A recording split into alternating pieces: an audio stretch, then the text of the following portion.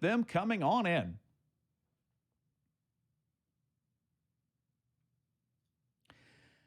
All right, and I told you we had a double feature. You just saw him do Batman the video game on the Genesis, and he's back with QuackShot starring Donald Duck. Once again, here's Tako.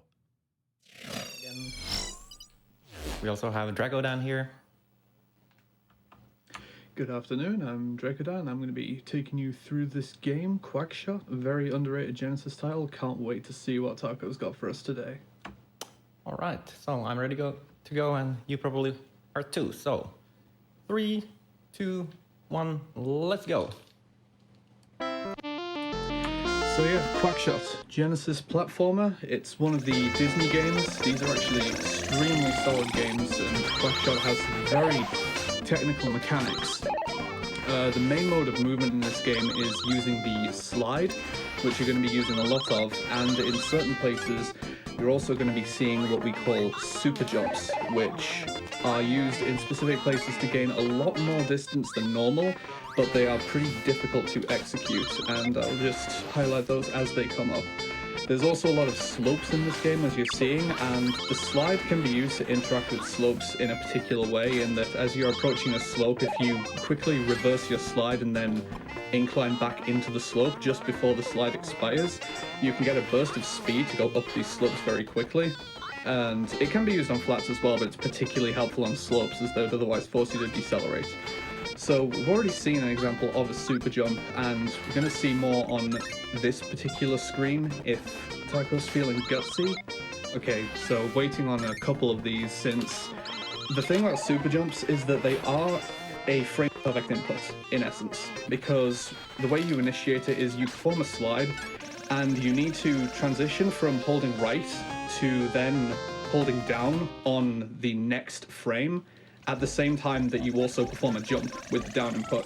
And you can see that some of these use pause buffers to facilitate this process, to try and make sure that you actually land them. Since you need to be holding down and the jump input, you actually don't really have control over Donald's momentum the same way you would if you're progressing forward.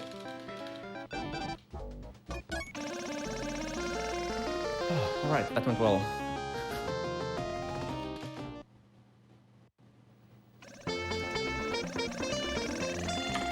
So, quick trip to Duckburg there to get the key to enter the pyramid in Mexico and straight back to Mexico. This is one of the interesting things about QuackShot as a game, that the game does follow an order of events and a story, but the stage order is not entirely linear. You can choose which stages to go to at any point in time, but there is obviously an optimal order, since there's an order of events you basically need to follow in order to clear the game. The first upgrade that we're going to get in the game is here in the pyramid in Mexico. Once we reach the end of this, we'll get the red plunger, which it's not stronger. Like the weapon upgrades in this game, they're not more powerful like they are in many games. Instead, the red plunger has utility in the form of being able to stick to walls, and it provides a platform which you can not only stand on, you can also bounce off to gain extra height, and that's going to be used to scale a lot of walls in this game. These moving enemies are on their own cycles, and yep, using the plunger to stick them in place so they become temporarily solid, so we're able to stand on them. And some of them do disappear on the backtrack, and unfortunately you do have to do this backtrack. Like, it's tempting to just take a death after you get the red plunger to try and just get a free teleport back to the start, but the game doesn't basically remember that you've got the red plunger, so you do need to manually do this backtrack, unfortunately. And a couple of damage boosts up here, up the ladder. The health in the bottom left, as you can see, you do have quite a sizable health bar in this game, and there is some damage boosting used.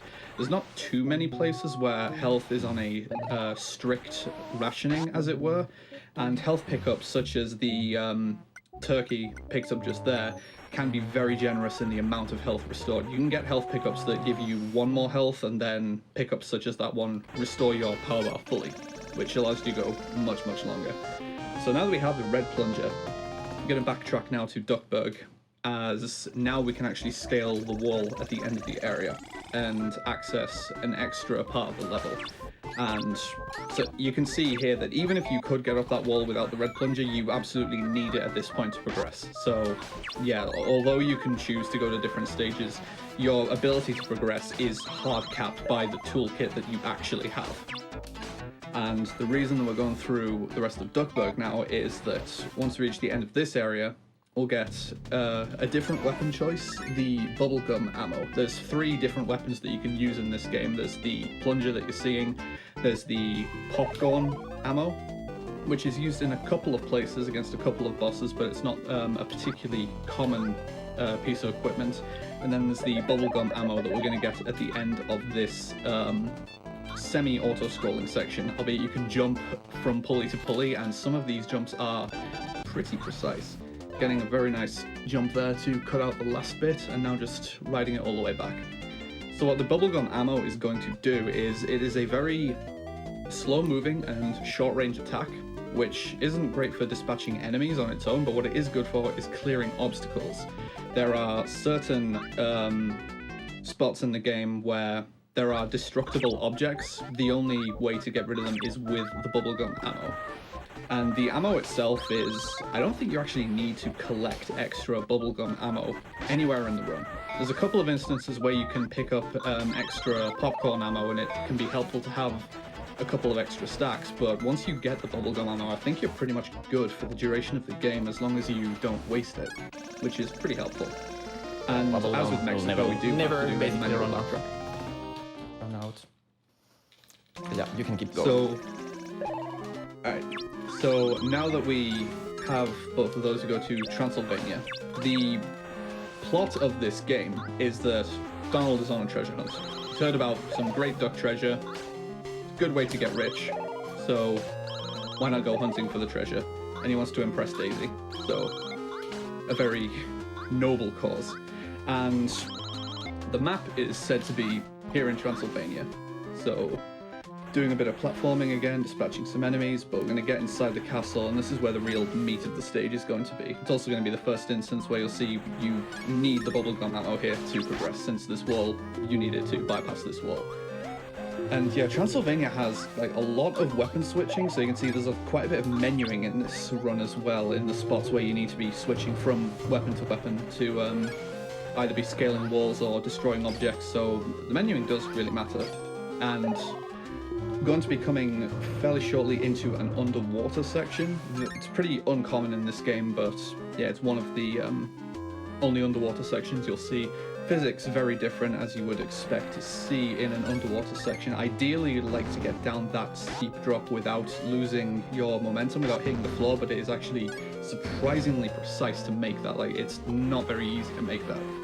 Using another super jump here to get some extended momentum, as you can see there, and the ability to scale the walls with the plunger, it does exist here, but since your jumps are so floaty, the timing is very different to be able to optimize the gaps between the plungers that you're using, since ideally good plunger scaling of the walls involves firing as high as you can manage when you're about to reach the apex of your jump, so that you don't fall for very long before landing on a plunger, but that's pretty difficult to gauge in the floating environment there. So, got one of the 2 sections here where this is basically an infinite hallway, and you just have to find a hidden exit by scaling up here. And coming into this room, I don't really know how to explain this room. So the intended way that you can do this room is to just progress to the right and go up this wall, which just closes, and you have to outrun the wall ascending. But for some reason, you can get inside this wall, progress to the left, jump after a certain point, and you'll die and wrong warp to the next room, and then die again and spawn in this next room. I don't know why this works, and it is barely faster than the alternative, but it's really cool and it is still faster, so why not go for it? It's one of the more confusing skips I've ever seen in speedrunning, though. It's basically a something that you would see in Sonic games, for example. Yeah, I don't know. So coming into the first boss of the run, there is bosses in the speedrun, and it's just Count Duckula. It's a very simple boss fight though. He's just going to move to fixed locations in the room, and you can simply aim up and time a shot pretty carefully so that it contacts him before these bats actually become solid and block the shots. The last shot is going to be landed on him. I think it's the next shot after this one. Typically go straight to the right. You can use a plunger to get some extra height here since he rises up to try and make it more awkward to hit him, I guess, even though you can still hit him from below. But by hitting him from the other side of the room, we can basically be at the exit by the time the fight ends. And now we have the map. So moving now on to Maharaja. So one item that Tako is now collecting some stacks of, you can see he's collecting chili peppers. This is something that I haven't mentioned yet, but this item can be used in specific places to get huge bursts of speed, but okay, needing to restart the stage, no biggie. Keeping the temper meter, that's interesting. So the routing might have to be a little different if it wants to maintain the intended temper route. I'm not going to spoil the surprise. You're going to see what temper does when it actually happens. I'll give you a clue, it's pretty fast. But yeah, unfortunately, those snake charmer guys, as you can see, they're pretty difficult to dodge, and they are one of the few enemies where just firing a plunger shot at them, it doesn't automatically stun them like it does most other enemies, so they are particularly troublesome, unfortunately. Yeah, because So, I've getting into died, I have Maharajas. to avoid grabbing those chili peppers again, so that I have exactly 4 at this point. So Maharaja's Palace, this is basically a maze where there's many different doors you can go in on each of these rooms. They, lead to different places. It's a pretty standard platforming maze section. We know the optimal route, so we just take a couple of doors and we're going to pretty quickly reach the second boss of the run, which is going to be the tiger in the garden. The Maharaja basically told us that we can have the tier jewel. That's a prized possession if we can defeat the tiger in the garden. And the tiger's pretty easy when you abuse the popcorn gun.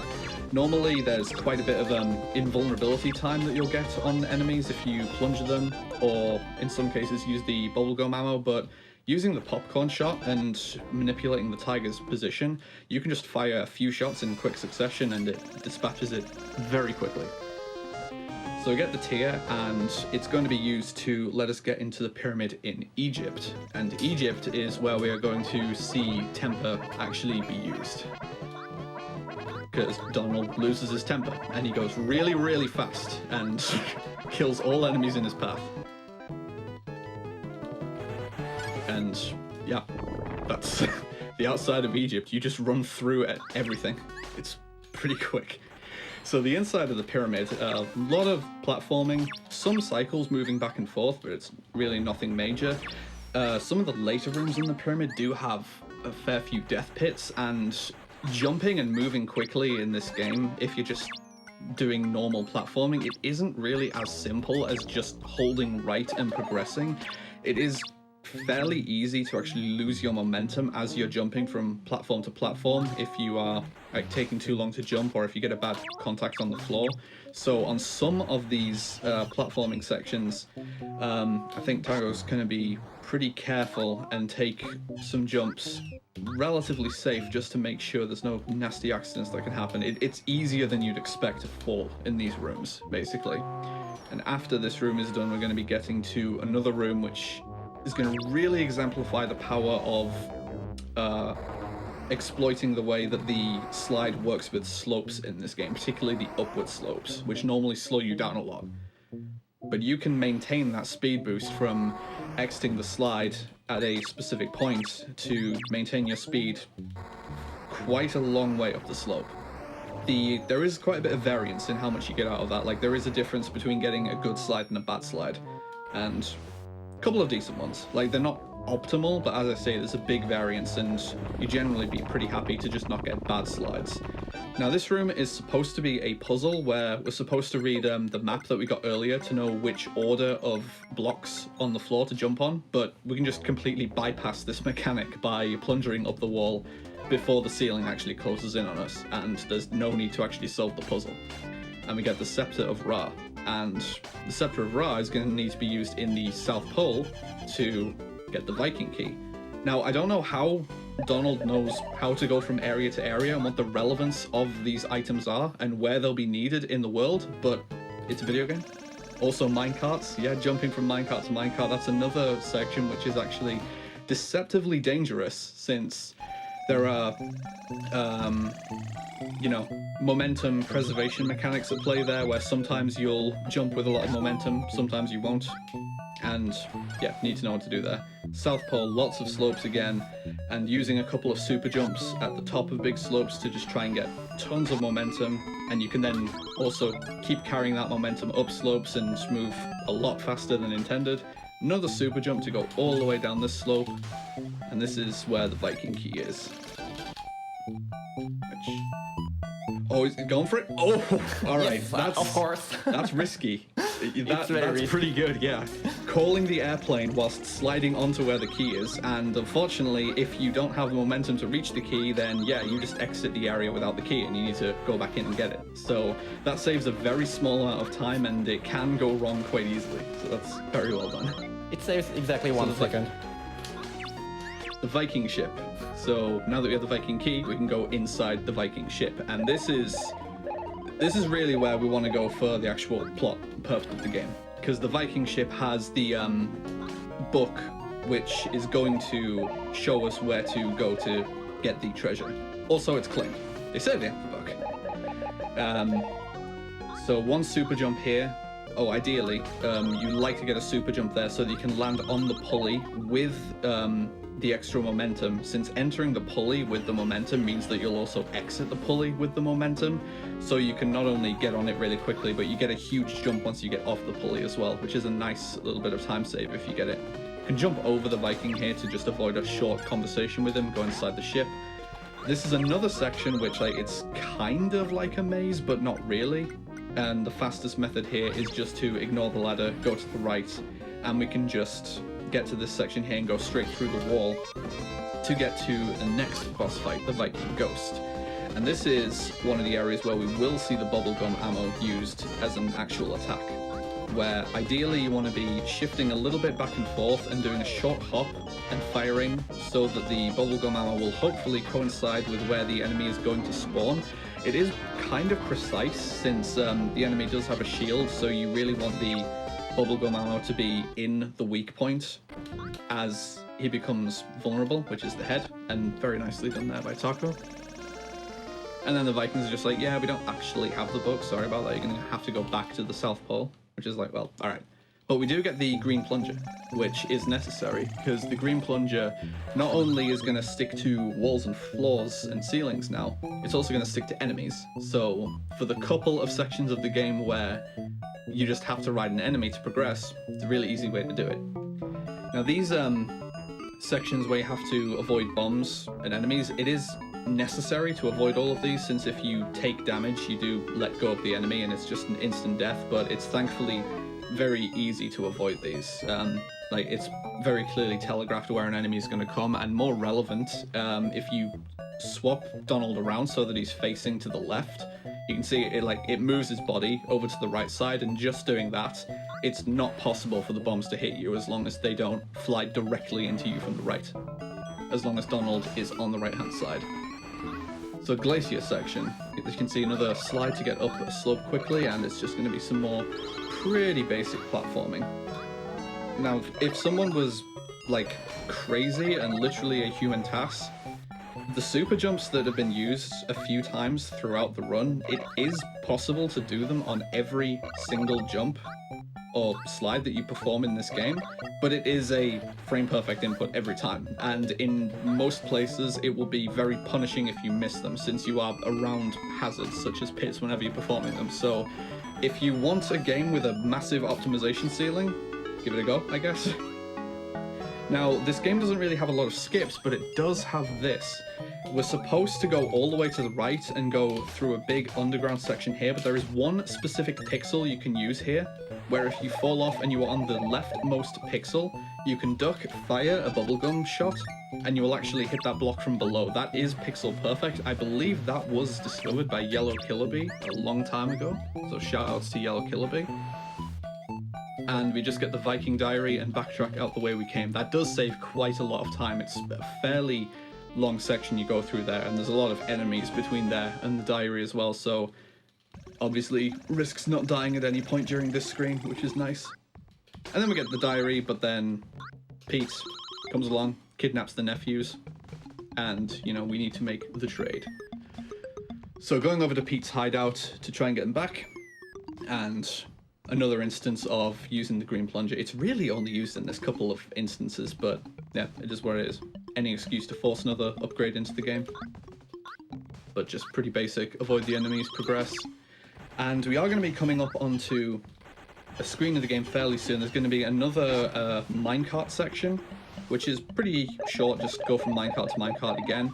And then it's going to be the platform cycle room, which is pretty intimidating, and you do have to kind of go for this full-blooded and really commit to it to make this work. It's going to be a series of platforms where they are on a set like global timer, and there's going to be a series of platforms which extend out and then retract back into the center. And yeah, you can get through this section a lot quicker if you just go to where you know the next platforms are going to be. And in some of these platform transitions, you need to go as fast as possible in order to catch these cycles as they're either coming out or going back in. And you need to basically bank on a platform being in a specific point at a specific time. And unless you are progressing very quickly, it's very easy to not meet those cycles. Basically, the platforms need to be more or less on screen before they will actually extend out. And some of them are pretty tight to meet. So like I say, you need to do that full-blooded and not hesitate about doing that. So a neat little trick here that's going to be used is if you, slide off any platform basically, and start falling while you're in the ducking animation, you basically have a stored slide which you can use in midair. So you can just use that for instant momentum to avoid falling into a pit like that, and that bypasses again another pretty decently sized section. So the fight with Pete here, it's a relatively simple fight. Pete is random, quote unquote. He does follow some patterns in his movement, like there's certain behaviors that he's going to follow and areas that he's going to try to go to based on what your position is. And best case scenario is generally to get him in this sort of position where he's pretty high and near the wall of the arena, since we can exploit this trick here where you can actually stand on his head, and then as long as you time when to jump off before he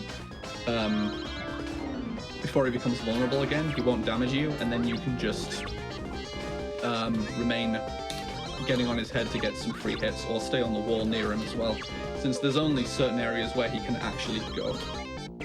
Just pretty convenient to work on. He should come back up here. Yeah, there you go. As you can see, a relatively decent amount of room to work with. And that's Pete. So we get the book back, and we finally get to actually see where the treasure is. And this island that you won't find on any actual world map appears.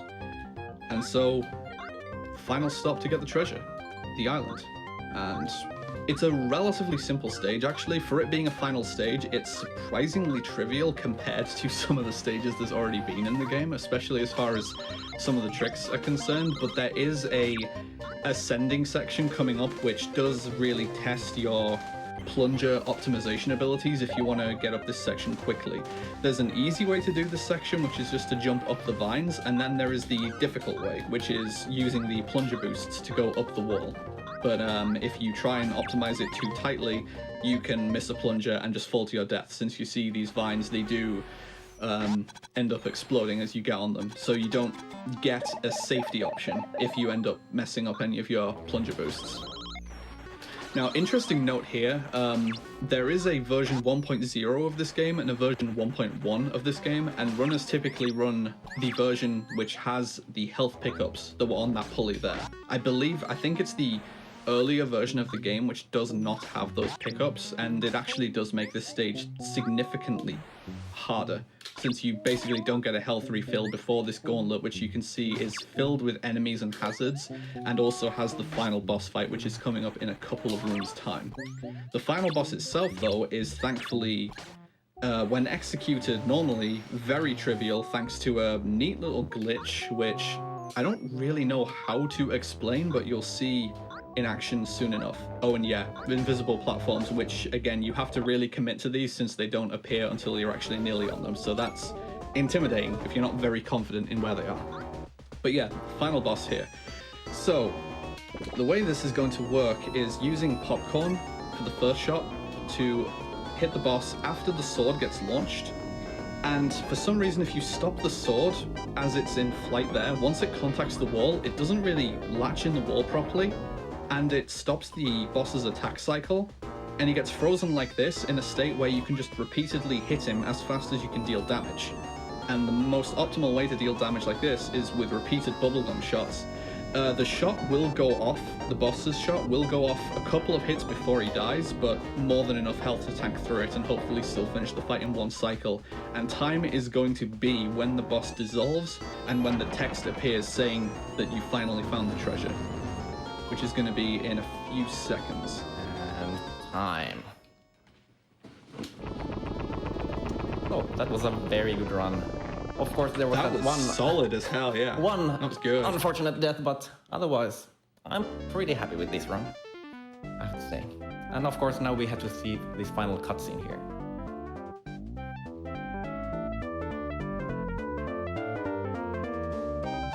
Daisy isn't happy at all.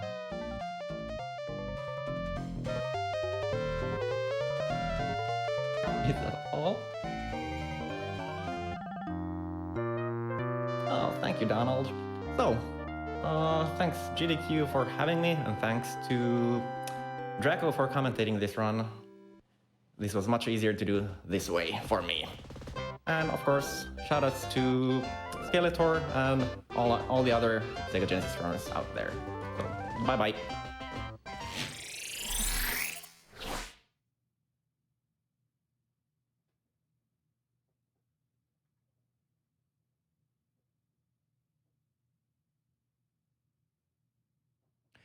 All right, and that was Tako with QuackShot starring Donald Duck. First time we've seen it since SGDQ 2016. It was run by Yellow Killer Bee.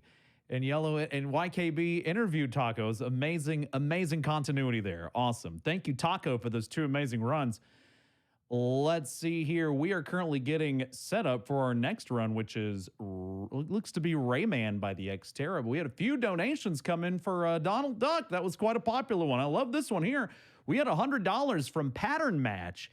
And she says, fun fact, QuackShot received a perfect score from GamePro magazine back in the day when it came out. I've always thought it was a Genesis gem, and I'm glad to see it at GDQ. I had no idea. Thank you for the $100. We have $25 from the Maverick Girl, who says, I still remember walking into a Babbage's as a toddler with my dad and buying a copy of QuackShot. The game was a major part of my childhood and remains an all-time favorite as an adult. Can't wait to see this game get crushed on the GDQ stage. Good luck, Tako. And crushed it was. Thank you, Maverick. Thank you for the 25.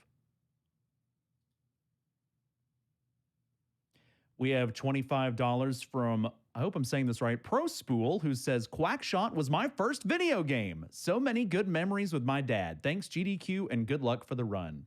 Thank you. Wow, all these folks with QuackShot memories. I love it. Thank you. We have $50 from Reborn Jade, who says, have never heard of QuackShot before. Looking forward to Taco's run of it. Shout out to AnEternalEnigma for his stellar performance as SGDQ. Oh, Reborn Jade, you stop that. Thank you very much, though. Thank you for the 15. Thank you for the 50. Excuse me.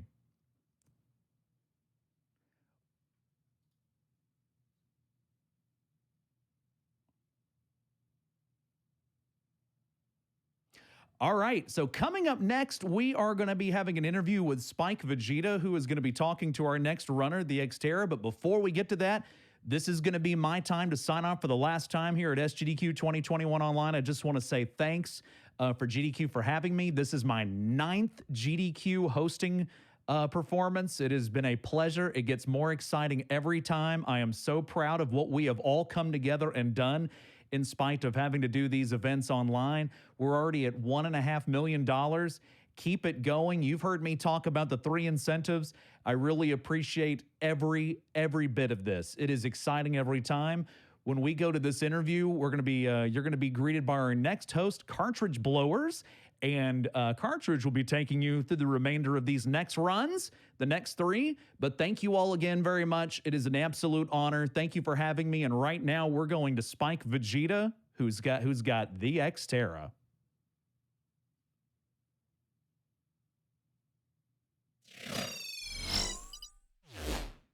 And welcome back, everyone, to Summer Games Done Quick 2021. I think it's actually in the middle of the night when this is going to end up airing, so I probably shouldn't be screaming that, but that is okay. Again, guys, welcome back. I am Spikevegeta, and I have the pleasure of being joined by one of my oldest friends and speedrunning racing mates in the speedrunning community. We got Thextera about to run Rayman 1. Dex, how you doing, my friend? I'm doing good, man. I'm hyped for the run. I'm excited. Really excited to give this a go. Yeah, it's been awesome. Selfishly for me, obviously, I love the Rayman series, probably more so than Ubisoft does at this point. And it's awesome that we've gotten opportunities. I've gotten to run this game a couple times now at GDQs. Glackham got to do this a couple years ago. And now Thextera, I mean, you are, I would say, the Rayman 1 legend right now. You have been running this game for, I believe, 7 years, I think we decided. Yeah, somewhere about that. Started running at 2014. Actually, I was inspired as well by Sick Lemic, in ZFG, so I wanted to speedrun myself. And so I went to Speed Demos Archives and I went through the list at the time and I was like, hey, Rayman, I played this when I was younger. Let's do this. And then that's how I started running it, basically. Now, all of a sudden, we got a ton of people in the community. A ton of people have done runs of Rayman 1 over the years, despite how brutally difficult it is. And Dex, I want to talk to you a little bit about that. Obviously, you just talked about your history being inspired by some of the greats, Siglemic, ZFG back in the day. But we're here now 7 years later, and you are still running Rayman 1. What is it that keeps you coming back to this game? Yeah. Yeah, part of it is the music, of course. The music is really good. Just the speedrun itself, it's such a fun speedrun rather. Like there is so many tricks on optimizations and new tricks gets discovered every day, basically on a weekly basis. There is like a new trick. Only starts to become harder and harder, of course. Like it's very hard now to find time save still. But yeah, that makes the run so much cooler. This run actually evolved massively. Like in the last couple of years, the run has turned into such a showcase, basically, of sorts of tricks you can do. So yeah, it's that is also just bringing me back. Every time there's a new trick, that is also bringing me back. The competitiveness. Rayman 1 in particular is the most popular speed game from the Rayman series, I would say. And yeah, competitiveness is nice. That is basically the reason. Yeah, it's a great game. And we see you there right now, despite how many years it's been, still sitting there at the top of the leaderboard, only have record in Rayman 1 by, I think, less than 10 seconds at this point. So love a speed game ever evolving and just saying, oh, you thought you were done with me. You're coming right back.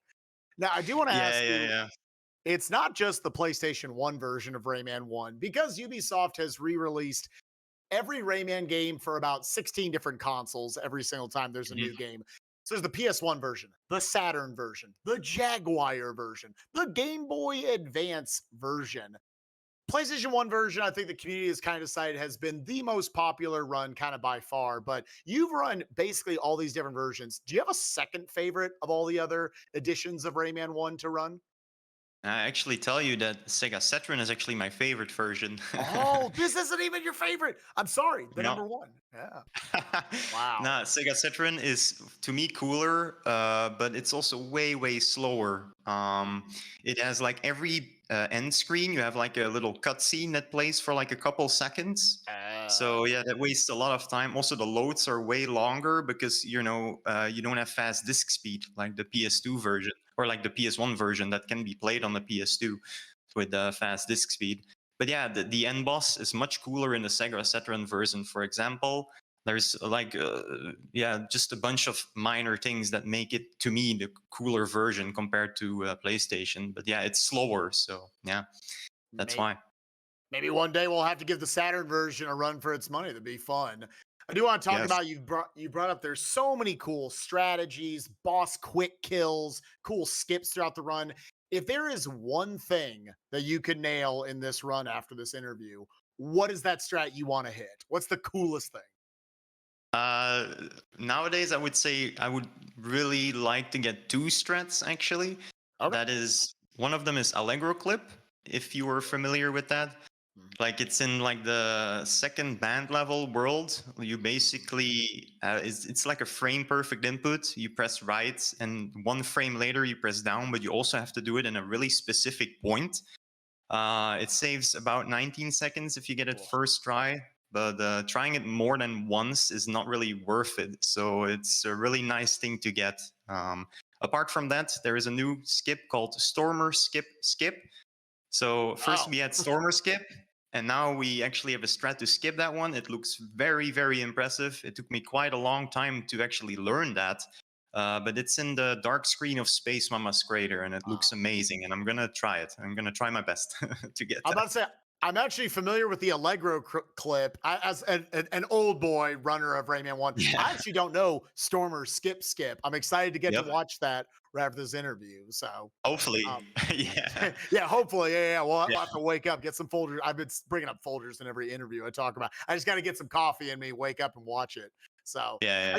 I do also want to talk to you about, so you've done a bunch of different speed runs of a lot of games within the Rayman series, but you've also been doing a lot of challenge runs for Rayman. Yes. It's now not just enough to where you want to speed run it, you also want to do it without ever taking damage, being able to get every single thing in that game, doing every little side quest, every mini game challenge, doing all of it without taking any damage. Do you have any specific inspiration, and how has it been doing those challenges? Maddening? Well, it gives you, you can actually play the full game, like explore all the areas. Like it gives you that replayability.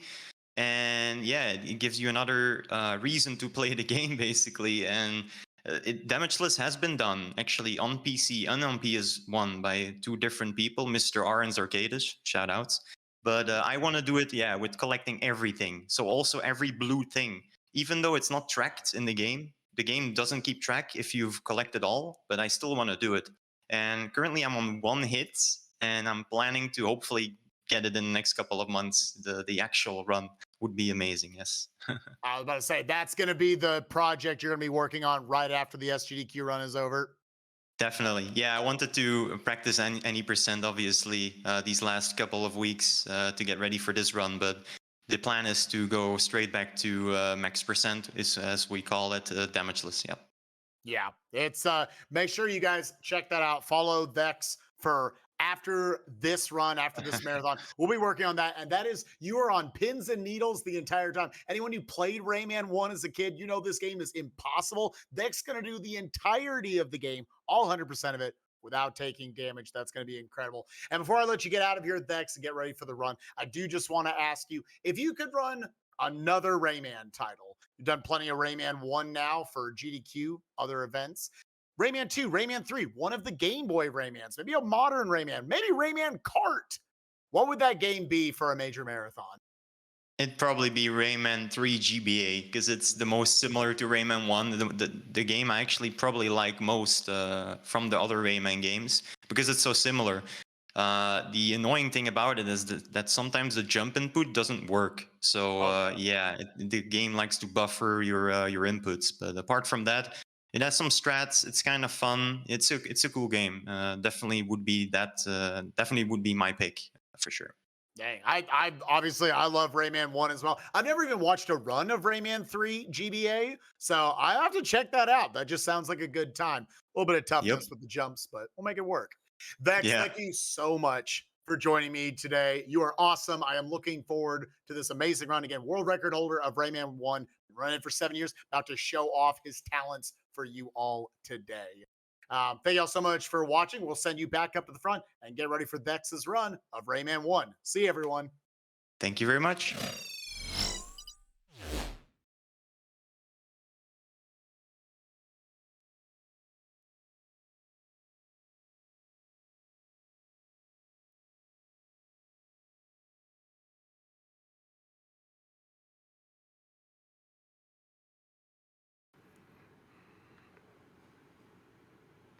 Sounds good.